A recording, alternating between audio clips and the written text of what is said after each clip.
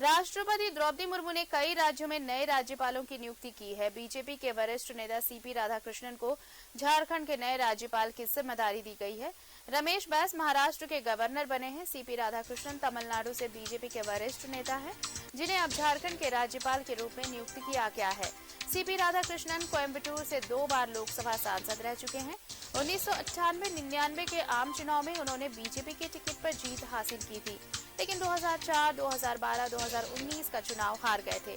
16 वर्ष की उम्र में वो 1973 से 48 वर्षों तक आरएसएस और जनसंघ से जुड़े रहे और 2016 से 2019 तक अखिल भारतीय कोर बोर्ड के अध्यक्ष रहे।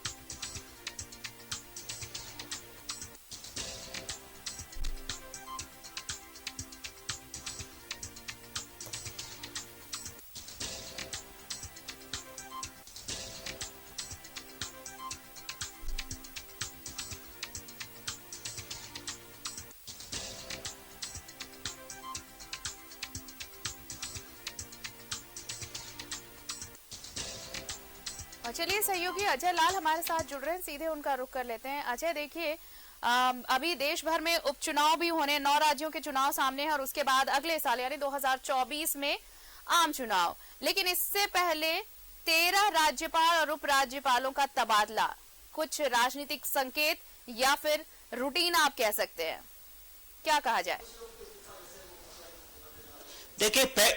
देखिए आरती, पहली बार में इसे आप रूटीन वर्क ही कह सकते हैं, क्योंकि केंद्र में जो पार्टी की सरकार रहती है, जो पार्टी सत्ता में रहती है, वो वक्त वक्त पर अपने हिसाब से राज्यों के राज्यपाल का बदलाव करती रही है।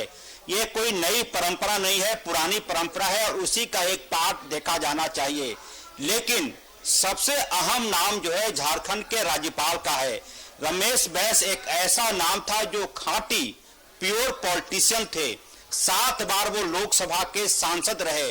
जाहिर सी बात है, छत्तीसगढ़ के रहने वाले हैं, लिहाजा झारखंड को वो बेहद करीब से जानते थे। न सिर्फ जानते हैं बल्कि एक एक राजनीतिक हलचल यदि झारखंड में होता रहा है तो उससे वो भली भांति परिचित रहे हैं।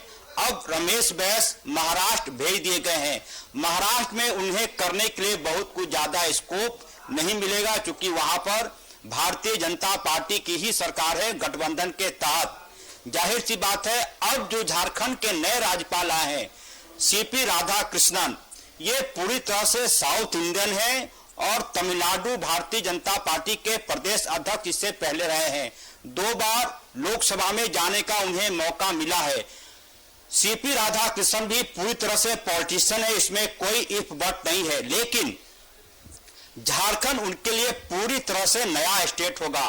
कई बार राज्यों में जाने के पहले जो राज्यपाल होते हैं उनका चेहरा यह देखा जाता है कि क्या उस राज्य के राजनीतिक हालातों से वो परिचित है या नहीं। इस मामले में सीपी राधाकृष्णन, उनको मुझे लगता है कि थोड़ा वक्त लगेगा झारखंड को समझने में और यहाँ की राजनीतिक हलचल को जानने में। रमेश बैस का महाराष्ट्र जाना, इसका क्या संकेत है, ये भारतीय जनता पार्टी या फिर केंद्र के लोग बेहतर बता पाएंगे। लेकिन रमेश बैस की विदाई मौजूदा महागठबंधन की जो सरकार है झारखंड में, उनके लिए राहत की बात है। राहत की बात मैं इसलिए कह रहा हूं कि राजभवन से सरकार के संबंध अच्छे नहीं रहे हाल के दिनों में। हाल के दिनों में तो कई ऐसे बयान आए झारखंड मुक्ति मोर्चा के तरफ से, जिसमें साफ साफ कहा गया कि रमेश बैस झारखंड के नहीं बल्कि वो भाजपा के राज्यपाल है। ऑन द रिकॉर्ड ये बयान कैमरे में कैद है न्यूज 11 के पास। जाहिर सी बात है, मुझे लगता है कि रमेश बैस की विदाई झारखंड से इसकी राजनीतिक मायने जो भी निकालना चाहे जानकार वो निकाल सकते हैं। लेकिन मौजूदा महागठबंधन की सरकार के लिए जो नए राज्यपाल हैं वो राहत देने वाली बात होगी, क्योंकि वो साउथ इंडियन है, बहुत ज्यादा वो हिंदी भी नहीं जानते हैं। और सौभाग्य से मुझे तमिलनाडु में काम करने का मौका मिला है। 2011 के विधानसभा चुनाव में हमने देखा था कि सीपी राधाकृष्णन निर्णय लेने में वो व्यक्ति पूरी तरह से सटीक है। यदि कोई निर्णय उन्होंने ले लिया तो वो उससे पीछे नहीं हटते थे। हमने देखा था विधानसभा चुनाव के दौरान वहां पर सुषमा स्वराज आई थी, लाल कृष्ण आडवाणी आए थे 2011 के विधानसभा चुनाव में। उस वक्त जयललिता वहां की मुख्यमंत्री हुआ करती थी। तो एक पुरानी उनकी पद्धति ये रही है सीपी राधाकृष्णन की कि वो लीड करना जानते हैं, कैसे लीड किया जाता है जमात को, कैसे लोगों को साथ लेकर चलें, ये उनकी खूबी रही है। अन्यथा तमिलनाडु जैसे राज्य में भारतीय जनता पार्टी का संगठन को विस्तार करना और तमाम चीजों के साथ चलना ये अपने आप में बड़ी बात मानी जाती है। जैसा कि मैंने कहा कि 2 बार वो लोकसभा के सदस्य रहे हैं। झारखंड सीपी राधाकृष्णन के लिए पूरी तरह से एक नया राज्य है। वो यहाँ आने के बाद वो किस तरह से यहाँ की चीजों को देखते हैं, क्या वो किसी के फीडबैक से काम करते हैं या फिर स्वतंत्र निर्णय लेने में सक्षम होंगे। रमेश बैस कम से कम इस मामले में वो कह सकते हैं कि भाग्यशाली नहीं रहे।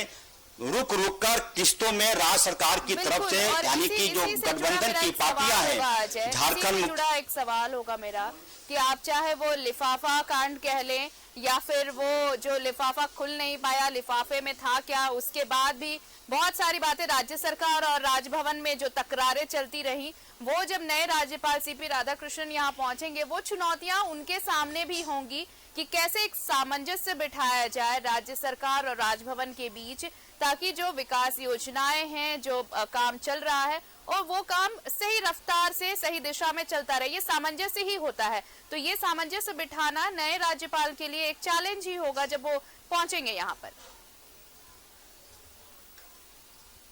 बिल्कुल आरती, आपने बिल्कुल सही कहा कि सीपी राधाकृष्णन जब झारखंड आएंगे, रांची आएंगे, तो सबसे अहम उनके पास चुनौती होगी कि वैसे विधेयक जिसे राज्यपाल ने यह कहकर लौटा दिया कि उसकी स्पेलिंग मिस्टेक है, उसका अंग्रेजी अनुवाद ठीक से नहीं हुआ है, इसको आप फिर से लाइए।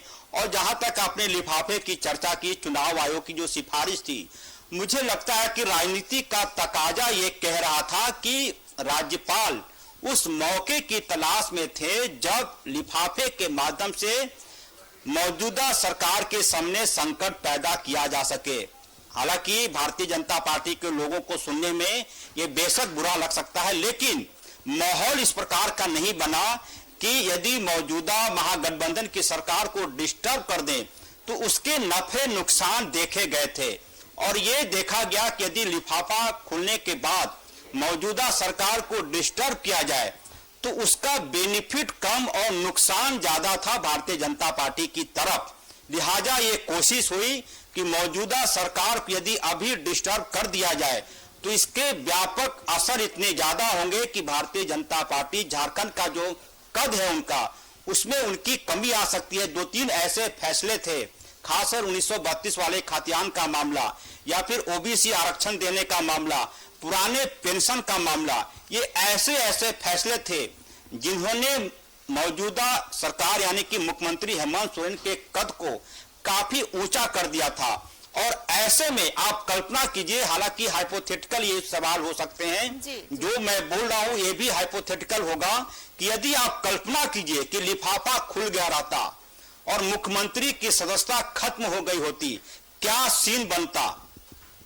दृश्य यह बनता कि बहुमत की सरकार यहां जरूर थी, महागठबंधन के लोग फिर से सरकार बना लेते, लेकिन राज्य की जनता के बीच ये परसेप्शन जाता कि चुनी हुई सरकार को मौजूदा राज्यपाल ने डिस्टर्ब कर दिया और हमने जो फैसले लेने शुरू किए आपके हित में यानी कि राज्य की जनता के हित में, उस फैसले से भारतीय जनता पार्टी के लोग बेचैन हो रहे थे। ये परसेप्शन बनाने की कोशिश होती महागठबंधन के तरफ। लिहाजा मौके की नजाकत को देखते हुए राज्यपाल ने उस लिफाफे को छुआ तक नहीं। कई बार बातें हुई, उन्होंने कहा कि बम विस्फोट हो सकता है। दीपावली में आपने छत्तीसगढ़ जाने के बाद उन्होंने बयान दिया था कि झारखंड में कभी भी बम फट सकता है। हालांकि बम फटने की नौबत नहीं आई, रमेश बैस की खुद विदाई हो गई। तो एक राज्यपाल से ये उम्मीद की जाती है, एक लोकतांत्रिक व्यवस्था यह है कि आप यदि राज्य के राज्यपाल हैं तो अपनी छवि इस प्रकार से बनाए कि लोगों को लगे कि राजभवन में एक ऐसा कोई व्यक्ति बैठा हुआ है जो सबकी बातों को सुनता है। यदि आपके बारे में कोई परसेप्शन बनना शुरू हो जाए, गंदा परसेप्शन, मैं इसलिए कह रहा हूं कि खुलेआम झारखंड मुक्ति मोर्चा के लोग कह रहे थे कि राज्यपाल जो संवैधानिक संस्था है उसे इन सब चीजों से परे रखा जाए। आप जिस ओहदे पर हैं, जिस पद पर हैं, वहां पर कोई आपको इस तरह से आपके लिए परसेप्शन क्रिएट ना करे, आपको जज ना करे, क्योंकि आपकी जिम्मेदारी पूरे राज्य की जिम्मेदारी है, वो राज्य सरकार से अलग, केंद्र सरकार से अलग। और ये चीजें शायद रमेश बैस ये चीजें बना पाने में थोड़े से नाकामयाब रहे, अगर झारखंड के पॉलिटिकल सिनारियो से अगर आप देखें तो। बहरहाल अब क्या पीछे की वजह रही, ये रूटीन है या फिर कोई और वजह, लेकिन फिलहाल इसे रूटीन ही बताया जा रहा है। लेकिन अगर पर्सनली राज्यपाल, अगर हम रमेश बैस की बात करें तो ये छोटे छोटे मुद्दे थे जिनके चर्चे, जिनके किस्से आने वाले दिनों में भी चलते रहेंगे। बहुत बहुत शुक्रिया अजय तमाम बातचीत के लिए, आपका तमाम जानकारी के लिए। तो देश भर के 13 राज्यपाल और उपराज्यपाल बदले गए हैं, इनमें झारखंड और बिहार भी शामिल हैं। झारखंड के राज्यपाल रमेश बैस, अब महाराष्ट्र की जिम्मेदारी उन्हें मिली है और झारखंड के नए राज्यपाल अब होंगे सीपी राधाकृष्णन।